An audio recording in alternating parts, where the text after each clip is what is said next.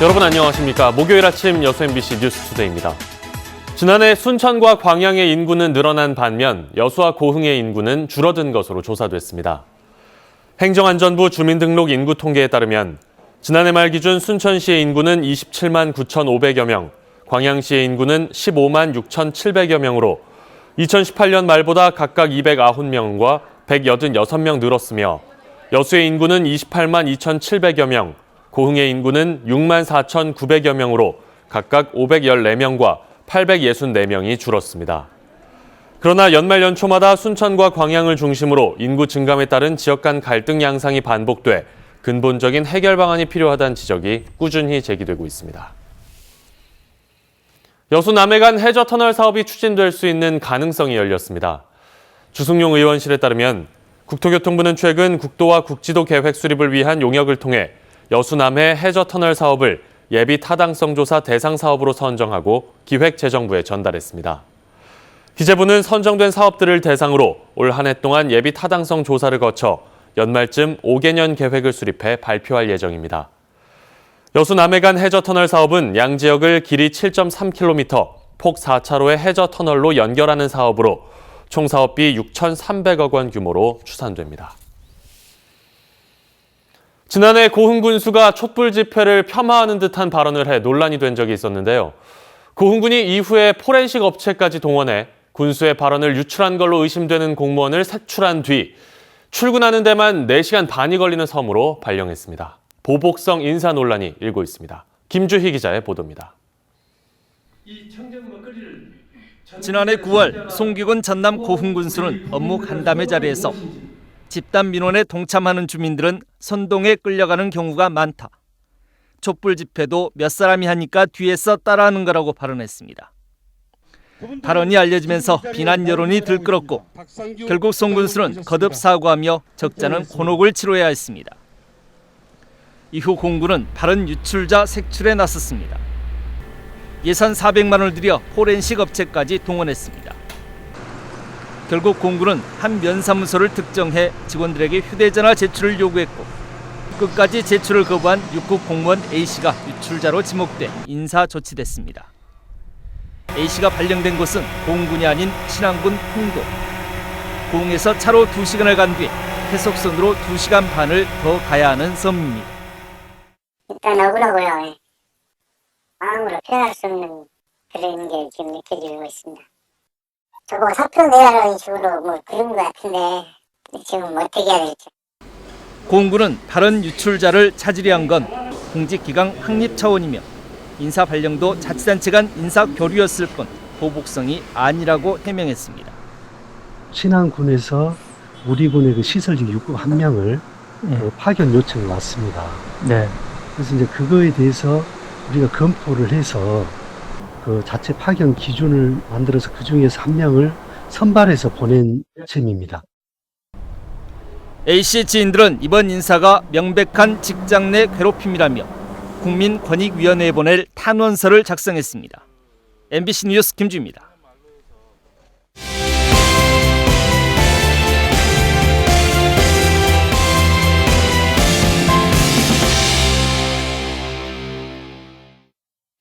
오는 4.15 총선을 앞두고 지역별 후보군을 살펴보는 기획보도, 오늘은 순천시 선거구입니다. 현역 의원 불출마와 분구가 쟁점으로 떠오른 순천시 지역구는 여당과 야당, 무소속까지 입지자만 무려 9명에 이르고 있습니다. 박민주 기자입니다. 김영득 더불어민주당 예비후보, 김 후보는 상생과 통합으로 새로운 협치의 정치 문화를 만들어가겠다고 포부를 밝혔습니다. 순천은 3번의 국회의원 자리를 내줬고 그래서 이번에 새로운 정치 플랫폼을 만들어서 시민들께 집권 여당으로서 책임을 다하는 그런 정치를 하겠다고 이렇게 스스로 다짐해 봅니다. 노광규 더불어민주당 예비후보, 노 후보는 특권 정치의 구태에 물들지 않고 순천 시민의 선택이 부끄럽지 않게 하겠다고 강조했습니다.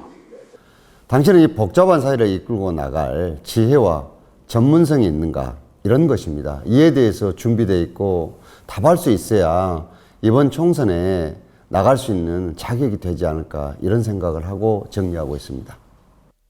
서갑은 더불어민주당 예비후보, 서 후보는 당정청을 잇는 삼선 의원이 돼 세배속으로 순천의 발전을 이끌겠다고 약속했습니다. 조서가보니 집권 여당 민주당과 청와대, 정부를 연결하는 힘있는 삼선 국회의원으로 우리 순천을 3배속으로 발전시키고 문재인 정부의 성공을 위해서 분골쇄신하겠습니다. 장만채 더불어민주당 예비후보, 장 후보는 정치적 화합은 물론 순천을 전남 제1의 도시로 만들겠다고 힘을 실었습니다. 화합을 보여주지 못해서 그것이 순천 발전에 좀 많은 장애가 되어 있습니다. 그래서 화합을 통해서 순천 발전, 미래 비전을 제시하고 또 정치적으로 응집된 힘을 통해서 순천을 알차게 가꿔낼 생각입니다. 김선동 민중당 예비후보, 김 후보는 새로운 나라, 새로운 세상, 새로운 역사를 만드는 데 헌신하겠다고 강조했습니다. 자주적인 나라, 평등한 세상, 평화로운 한반도를 위한 새로운 정치를 하고 싶습니다. 우리 순천에는 이제 남북 협력 시대에 새로운 남해안 시대가 도래하는데 새로운 남해안 시대의 중심 도시로. 기도서 대한신당 출마 입지자, 기 후보는 거대 양당이 민생을 챙기지 못하고 있다며 새로운 정치 구도를 바꾸겠다고 밝혔습니다. 당리당략에 빠져가지고 민생이라든가 국가 발전은 완전히 내팽개쳤다고 생각합니다. 그래서 제3당이 분명히 필요하고요. 또는 입법주의자로서 순천이 부자되고 대한민국이 안전한 나라가 되기 위한 이런 역할을 국회에서 해야 된다. 정동호 국가혁명배당금당 예비후보, 정 후보는 서민경제를 살리는 실제적인 혜택이 가는 정치를 펼치겠다고 강조했습니다. 국민 생활에 밀접한 가장 경제적으로 부담이 가는 지금 중산주의 정책을 펼치기 위해서 월 150만 원이 꼭 실현될 수 있도록 그 국민 배당제를 실시하기 위해서 제가 출마하게 되었습니다. 이정봉 국가혁명배당금당 예비후보, 이 후보는 국민을 위한 정치와 광양만권을 100만 통합도시로 발전시키겠다고 밝혔습니다. 100만 정도 도시가 아니고 20만, 30만 가지고는 투자의 가치가 좀 부족할 거 아닙니까? 그래서 100만 도시가 되면 그러한 대형 병원이 와서 우리 모든 시민들이 이 광양만권에 있는 분들이 다 혜택을 볼 수 있는. 장성배 무소속 예비후보, 장 후보는 자영업과 농어업인, 청년, 중소기업을 살리는 경제정책 추진에 무게를 실었습니다. 정치는 국민을 행복하고 편안하게 한 것이 정치다 이렇게 생각하고 있습니다. 특히 경제가 어렵다 보니 저는 중소기업, 자영업, 농어민 그리고 취업을 위한 청년들을 대변하고자 합니다. 현역 의원의 불출마의 분구 쟁점까지 순천시 선거구는 총선을 앞두고 갈수록 변수가 커지고 있습니다. MBC 뉴스 박민주입니다. 이처럼 9명의 후보가 치열한 경합을 벌일 것으로 예상되는 순천시 선거구. 순천 시민들은 후보자들에게 어떤 모습을 기대하고 있을까요? 이어서 조희원 기자입니다. 순천 지역 농가에서 생산되는 첨가물들이 한데 모이는 순천시 농산물 도매시장. 대형 식자재 마트들이 생긴 몇 해 전부터 손님이 반토막 났다는 시장 상인은 전임 국회의원들의 지역 기여도는 5점짜리라는 답변을 내놨습니다. 10점 만점에 보통 우리는 이제 장사하니까 여기 공판장 같은 것도 활성화 많이 되고 많이 도와주고 이제. 아이를 키우는 엄마들은 육아 정책에 대한 관심이 높았습니다. 아이들의 복지와 인권에도 관심 가져줄 수 있는 후보. 생색내기가 아닌 피부로 와닿는 정책을 만들 후보를 원한다며 목소리를 냈습니다. 시내 곳곳에 작은 그 동네 공원에 유아들이 놀 수 있는 그런 놀이터 조성을 좀 해줬으면 좋겠고요. 많이 준다고 하는 것 같은데 피부로 이렇게 와닿지는 않는 것 같아요. 다자녀 혜택이라는 게. 그리고 3명이라고 해도 거의 혜택이 없는 것 같아요. 순천 청춘창고의 젊은 사장들은 뜻밖에도 자영업자가 아닌 지역 청년으로서의 바람을 내놨습니다. 순천에 요즘에 뭐가 많이 생겼어요. 뭐 정원박람회나 뭐 유명해진 게 많긴 있는데 보통 근데 순천 사람들이 실질적으로 가는 게 좀 더 적지 않나. 순천을 위해서 진짜 순천 사람을 위해서 좀 더 뭔가 있으면 좋겠다. 그 외부 관광객 유치도 좋지만 저희 순천 시민에 대한 그런 혜택 같은 거 그런 거를 보면 좀 많이 마음이 가지 않을까 싶어요. 갈수록 심각해지는 지역 청년 유출 문제와 제자리 걸음하는 여순 사건 특별법 제정 등 지역을 관통하는 현안에서만큼은 21대 국회에서는 부디 한 목소리를 내주길 바라는 소망도 컸습니다. 개인의 아젠다가 아니라 국가와 지역을 위한 아젠다를 먼저 좀 설정해 줄 것을 좀 부탁을 드리고, 전남 동부 권역 의원들이 각 지역에서 개별적으로 활동하지 말고 전남 동부 권역에 있는 아젠다를 설정해서 좀 공동 정책을 좀 함께 추진해 줬으면 좋겠습니다. MBC 뉴스 조희원입니다. 최근 무소속 이용주 의원이 언론사와 인터뷰에서 여당 복당 가능성을 제기한 것을 두고 논란이 커지고 있습니다. 더불어민주당 여수갑지역위원회는 이용주 의원이 최근 4년여 동안 3번이나 당적을 바꾸고 지난 대선 때도 당시 문재인 후보를 공격했다며 복당을 언급한 것은 당원들을 모욕하는 것이라고 비판했습니다. 또 이용주 의원의 복당을 절대 반대하는 것은 물론 무소속 신분으로 시민들의 평가를 받으라고 강조했습니다. 안치홍 선수를 놓친 기아 타이거즈, 김선빈 선수 등 FA, 즉 자유계약 신분의 선수들과 협상을 이어가고 있는데요. FA가 아닌 선수들과도 한창 연봉 협상을 진행하고 있습니다. 현재 어떻게 진행이 되고 있는지 박수인 기자가 보도합니다. 기아 타이거즈의 연봉 협상 대상은 통상 50명 안팎입니다. 최영우나 김주찬 선수처럼 FA로 단연간 계약한 선수나 갓 입단한 신인 선수를 제외한 모든 선수가 여기에 해당합니다. 연봉 협상의 기준은 지난 시즌 성적. 구단별로 대회비로 관리하는 고가 평가 기준에 따라 인상이나 삭감폭이 결정되는데 평가 항목이 1000가지가 넘습니다. 수비도 할 수 있을 거고요. 그다음에 주루도 해야 되는 거고요. 공격은 당연히 다 해야 되는 건데 단순하게 안타를 쳤다고 해서 예를 들어서 1점을 주는 게 아니고 득점 찬스에서 안타를 치면 가산점이 들어가는 거고요. 매 경기 작전 수행 여부나 팬 서비스, 사회 공헌 활동에도 선수별로 일일이 점수를 매깁니다. 팬들이 흔히 알고 있는 대체 선수 기여도나 이닝당 출루 허용률 등은 참고 자료 정도로만 활용됩니다. 이렇게 만든 평가표를 바탕으로 연봉 협상이 시작되는데 요즘은 선수 대신 에이전트가 협상 테이블에 나오는 게 대세입니다.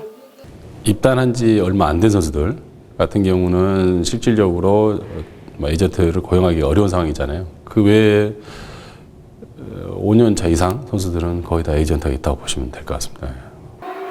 선수 개개인의 성적뿐만 아니라 팀 성적도 연봉에 영향을 미칩니다. 팀 순위가 올라가면 전체 연봉이 올라가고 순위가 떨어지면 연봉도 줄어드는 구조입니다. 실제로 2017년 우승한 이듬해 기아 타이거즈의 연봉 총액은 10개 구단 중 가장 많은 108억 원이었지만 지난해에는 90억 원으로 11%가 줄었습니다. 이런 사정을 감안하면 지난 시즌을 7위로 마감한 기아 타이거즈의 올 시즌 연봉도 그리 넉넉하지는 않을 것으로 보입니다. MBC 뉴스 박수인입니다. 계속해서 희망 2020 나눔 캠페인에 성금을 보내주신 분들입니다.